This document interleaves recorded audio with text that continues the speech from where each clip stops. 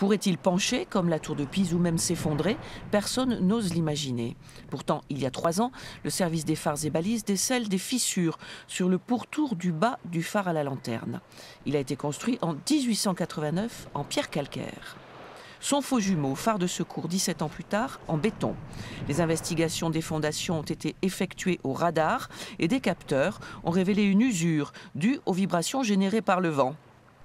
Ce qui est s'envisager maintenant, et ce qui est très bien maîtrisé par quelques entreprises en France, c'est de déposer la lanterne sur le haut du phare, installer et percer de haut en bas le phare pour y installer des câbles en inox qui vont le rigidifier.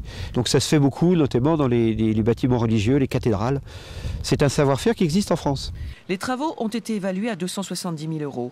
Jusqu'à présent, le service des phares et balises, donc l'État, disposerait d'un gros tiers du budget.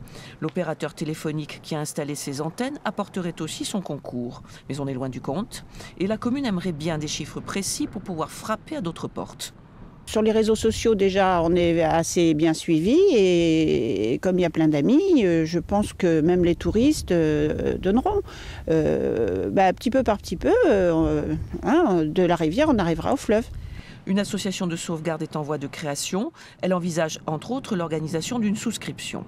Depuis plus d'1 siècle, les 2 phares sont la marque, l'image de l'île d'Aix, l'île la plus au sud des îles du Ponant.